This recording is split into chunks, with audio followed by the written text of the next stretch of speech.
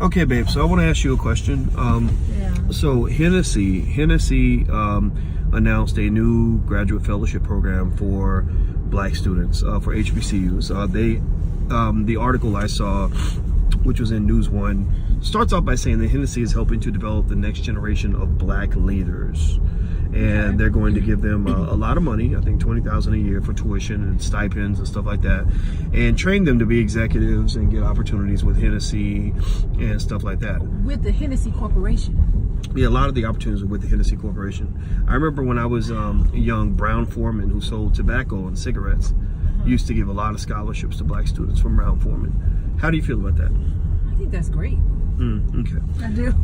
Well, I think it's good, you know, when a kid gets an opportunity to go to school. But I think you know, the hard part where I'm conflicted, and I'm not really complaining, because I understand if money's tight.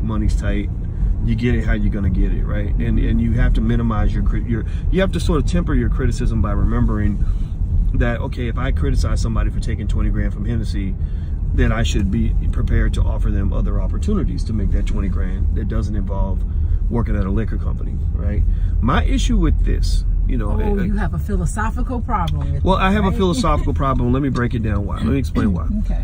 You know, I grew up watching a lot of the uncles and males in my family get taken down by alcohol and liquor. I spent a lot of years at Syracuse University, and I saw a lot of students becoming alcoholics on campus. Like, they're alcoholics now. Some of them are dead. You know, and they started drinking. They took their first drink on the college campus. Lots of rape victims, you know, were raped under, you know, the influence, or where the assaulter was under the influence. And actually, studies show alcohol is the #1 most destructive drug in the world in terms of the amount of lawsuits and stuff. So I think that my issue with that is we know that liquor is heavily marketed to Black people.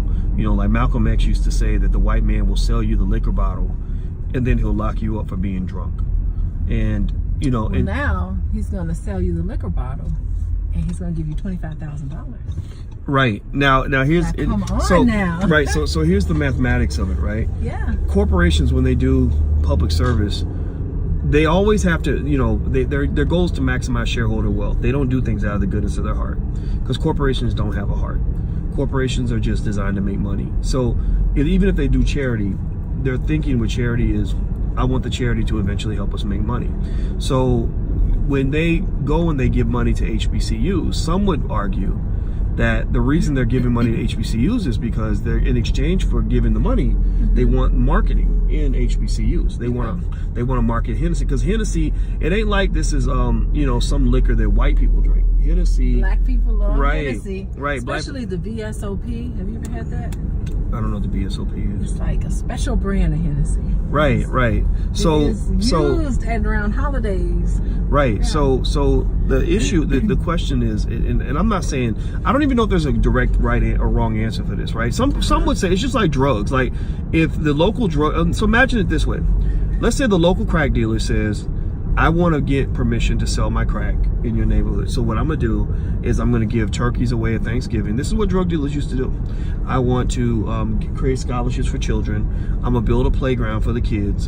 And in exchange for that, I expect you to help me and allow me to sell my crack. I mean, why would you not let me sell my crack if people going to buy it anyway, if people going to smoke it anyway, They are gonna buy then why not allow, why not just, like, take the money? You know what I mean? Crack is illegal. Okay, because alcohol is legal. So why don't we think about... It's not about legality. Remember, there was a time where alcohol was illegal too. So what's legal actually is not, like hemp. I think hemp and all that became illegal. Can you imagine the weed dispensary, like, sponsoring kids to go to college?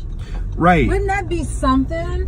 Right. So I think that's the issue, right? The issue is, the philosophical issue is that, when you're talking about something that is debatable in terms of how good it is for the community. Like, I'm selling something that most people can argue is not good for people, but people use it anyway, right? So you could have a position that says, look, people are going to drink anyway. At least Black folks will get some of that money. It's all good, right? But then there are people on the other side, who would say, no, I'm not taking that money. I don't want, we don't want our future Black leaders to think that they're becoming Black leaders by going to work for a liquor company. Like, that's not really so much a Black leader, that's a liquor leader, right? Look at all those black businesses that have liquor stores in black. Well, that's the thing. Most of the liquor stores in the hood are not owned by black people. But there are some Most that of the are. liquor stores in the hood are owned by people that put the liquor stores in the hood because they want to keep black people drunk, right? So just like they put fast food restaurants in the hood, you know. So I'm not saying that it's all bad. It's not clear. It's not a clear black and white issue. You know what I No, mean? it's not. And Like, clearly, I'm not totally against it. You Right. can tell by my comments. well, you drink and I don't. So that's Well, I that. don't drink. I don't not drink alcohol, but I don't drink a lot. You know? Right? Yeah, she's not a heavy drinker. I mean, don't be saying I'm No. drinking. But my sister drinks. You know, my brother doesn't. Right? So it's kind of like, it's not really one where anybody has a right, I think, to start judging people. At least I don't want to do that. I don't want to carry that weight of judging people that It drink. sounds judgmental when you said you drink. No, well, it's just It sounded a little- no. It's like you saying, well, you know, boys, you do eat at Burger King. I'm like, hell yeah. Can we do, and I can don't we eat at stop Burger it? King. Exactly. So shit, I do not. I'm not gonna judge nobody on nothing like that But because if Burger that's their King, business. I don't eat at Burger King, but if they gave $25,000 to send black people to an executive program, I don't know if I would necessarily be against that. Right. And so I guess it's kind of like, you know, somebody could easily say, well, yeah, alcohol is bad for people, but there's a lot of things that are bad for people that sponsor scholarships, right? Like greasy, fatty food is bad for people. They sponsor scholarships. McDonald's has big. McDonald's does big. I think it's rather than deciding whether it's right or wrong, I think it's a matter of knowing what it is. Right? Like, I think if you just know what it is, then you can make your own personal decision as to where you want to lie along the fault line of right or wrong. It's like if the local crack dealer is giving away turkeys at Thanksgiving and giving away free money, there are people who will say, you know what, people going to smoke crack anyway. I might as well get some benefit from it. Then there are some people who will say, no, I'm not taking crack money, right? So, I mean, the thing is, where do you draw the line, boys? Like, Kraft Corporation is here in Illinois, headquartered here in Illinois. I know people who work for them. You know, that food is processed. It contributes to diabetes. It's not whole foods. Like, no one should eat that Kraft cheese. It's not even cheese spread. Like, it causes, let me tell you something, more so than alcoholism, I think diabetes and heart disease is what's killing black people more than alcohol. I mean, that is the worst killer. That is. I don't know anybody that's died from crack. I know people that's died from heart disease. I know people that's died from diabetes. Just about every single person in my family either has died from some complication because they're eating processed foods by Kraft. And I know tons of black people that work for Kraft Corporation right here in Illinois. Right. So like, what do we do? So you're proving my point. My point. What are you supposed to do My about point is that where you draw the line is where you draw the line. That's where you draw the line. There's no clear spot where we all should draw the same line. That's what I'm saying. For some people, they'll say, no, I'm not taking a scholarship from Kraft because Kraft sells food that can be fatty and cause diabetes and stuff like that. There are some people who might look at Kraft and say, yeah, that's bad food, but you know, when people get drunk, they get into drunk driving accidents and kill entire families and shit like that, right? And or you see, I don't know anybody or better. No. Well, I know a whole lot of black right. people. But it ain't about just death. I'm talking about destruction. I'm talking about I've known a lot of people who've been raped under the influence. I've seen people who have gotten into cars and killed people while drinking and driving. I have had uncles and relatives who were not able to be good fathers because alcohol seeped into their family. Well, it really, listen to this, was it really alcohol or was it some underlying issue? No, the underlying issue that manifests itself it's the underlying issue that drives you to alcohol use, but it's the alcohol. But if they weren't right, they probably did. But the drinking is what does. The drinking does make a difference, right? So the drinking caused the problem? Right. So no, it's not the drinking was a symptom of the problem, but the drinking exacerbated the issue, right? Like if I'm a depressed person and I'm not drunk, I'm different from a depressed person who is drunk, who gets in a car, who kills a whole family, you know, on my way down the road, right? So I think that ultimately, my point on all that is not to say you're right, you're wrong. I'm not disagreeing with you at all. Oh, and I don't disagree with you either. Right. I think that it's more so a matter of saying, you know, when we have conversations in the black community about all the liquor stores they're putting in the hood, you know, all the things that they're putting into our systems to keep us from achieving our goals, whether you're talking about, you know, fast food or you're talking about alcohol, which, you know, I personally, again, my personal bias is, you know, I never knew nobody who went out and murdered somebody because they ate too many cheeseburgers, right? But I do know people who shot motherfuckers up in the club because they had too much. People who shot people up in the club? I know people in prison prison right now, who went to prison, who went to prison because they were in the club, and somebody stepped on their shoe or some shit, or it was over a girl, and somebody got shot outside the club. I know several people in that situation. Just about everybody. First of all, just about everybody I know know somebody who have a lot of issues, and people take them out on, they overeat. They can take it out by drinking too much. They can take it out by all sorts of risky behavior. I think the real issue is risky behavior, because I know a lot of people who drink. One like me, like I went out, me and your sister and your family and all that. I went out and me and your sister had one drink. We went home that night, had a good conversation, and went to bed. Nothing bad happened, and we had a drink. You know what I mean? Probably Hennessy was We're going to the gym. Oh, the gym. Okay, sorry about that. That's okay. But none of that, like nothing bad happened to us when we went out and had a drink. You know. So I don't know if is it something about us. It's not necessarily. Well, no.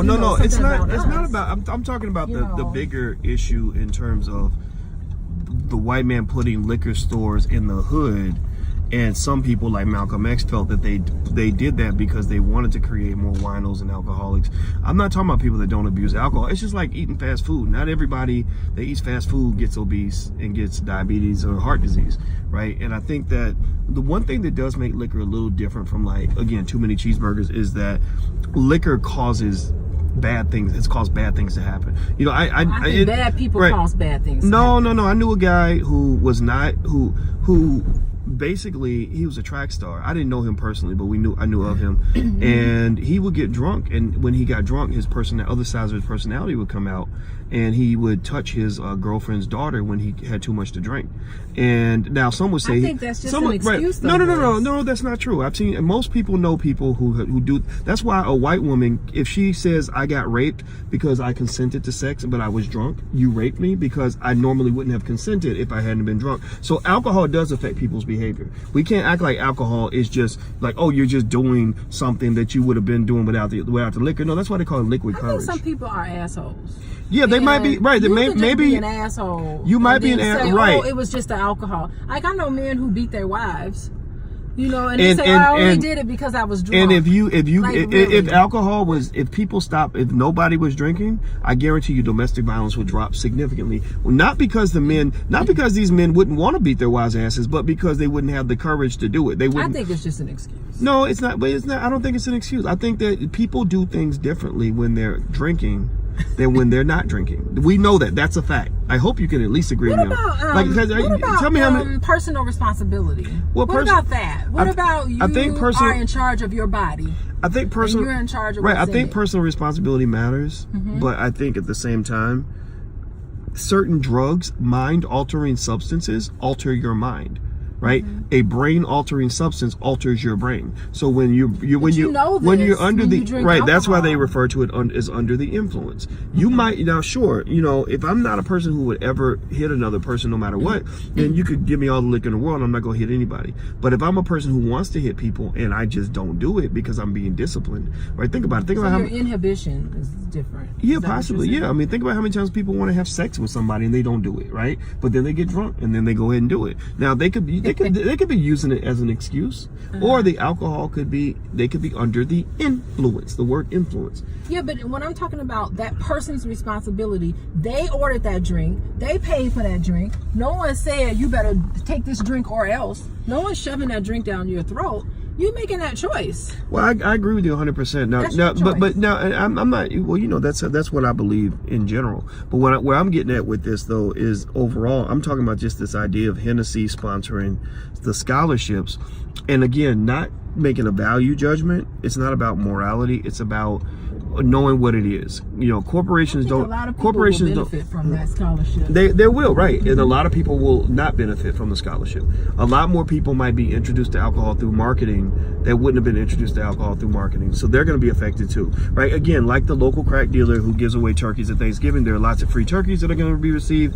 He gives away money. Lots of money is going to be received. But there's also going to be a few more people who are going to be introduced to crack. They might not have been introduced to it in another situation. So my point point is like when you talk about Hennessy sponsoring HBCUs, there's a reason they target black people, because they know that if they get more black people to buy their liquor, they're going to make more money.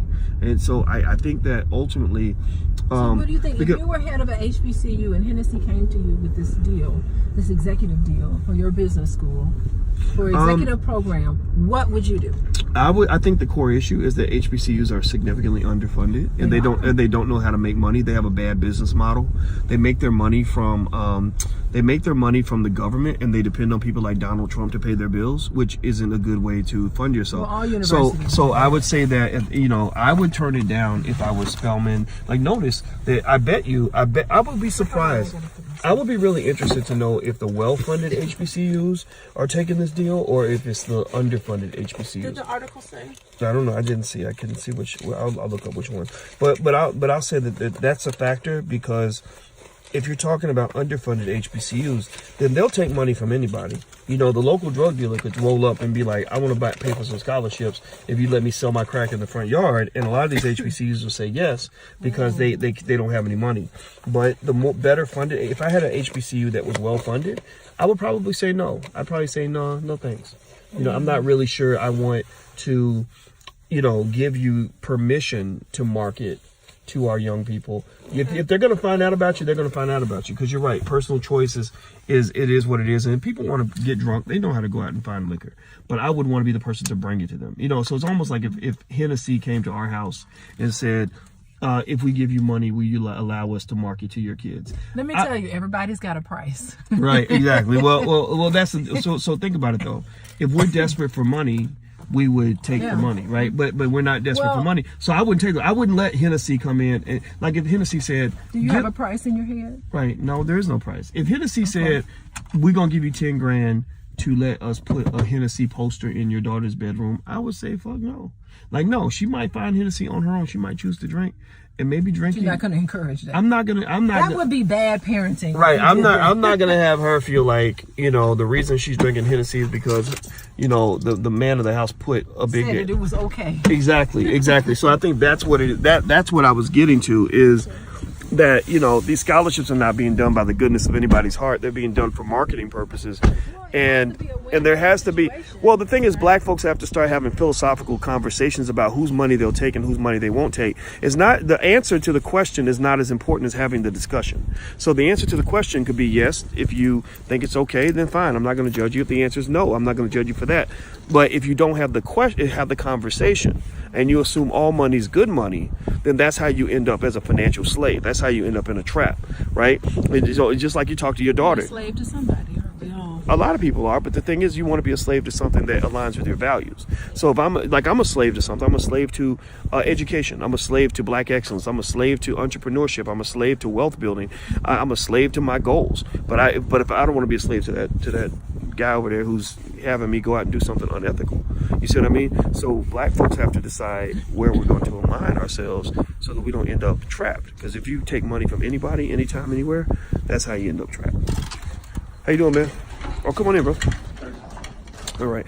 So I'll see you guys later. I'm going to the gym. I'm about to work out. So, yeah. Anyway, so take care, and I'll see you soon. Peace.